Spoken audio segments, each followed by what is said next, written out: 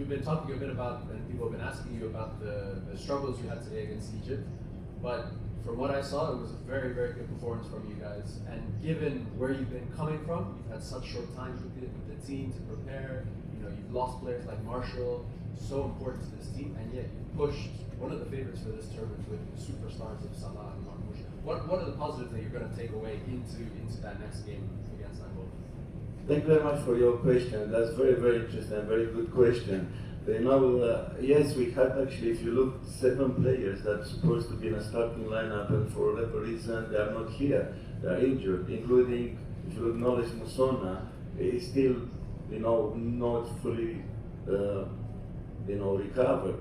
And we also, you know, had no more than 2 days ago 4 players still nursing some injury in training and whatever.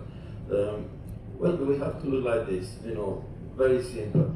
We come here to qualify. In order to qualify, you have to create chances and you have to defend. But small teams like us, you cannot defend, you know, sitting backwards. We have to defend from the front, which actually we try to do.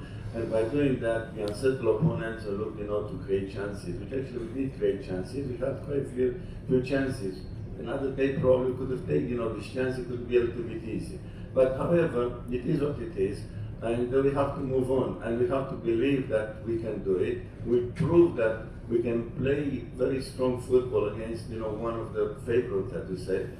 So we believe that we can do it. You know, I don't believe in going to a competition just to participate. I believe that everyone goes is there. You have to be prepared to win. Yes, we have. You know, I had very, very short time, and just, you know, about 34 days.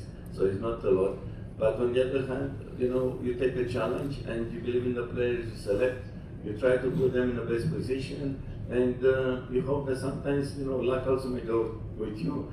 But we are sure that, as I said, we're going to delight you with some entertaining football.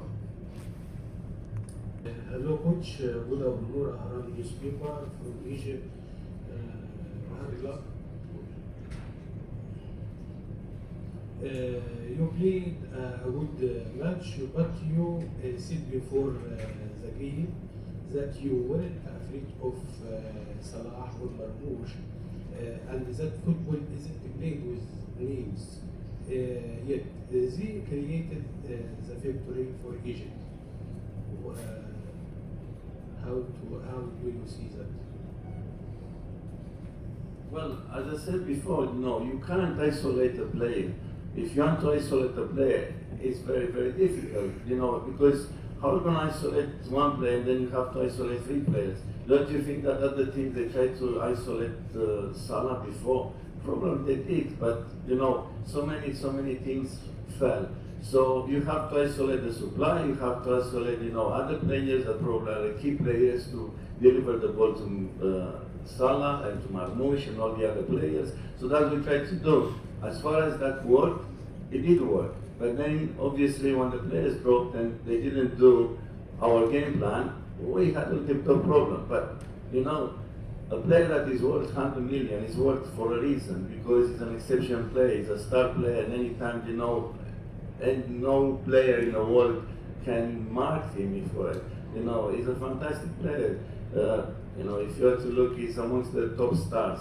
So, how many players you probably need, you know, to mark him out of the game, and what we're going to do with the other rest. So, you know, we try to have a game plan as a team rather than focusing on individual.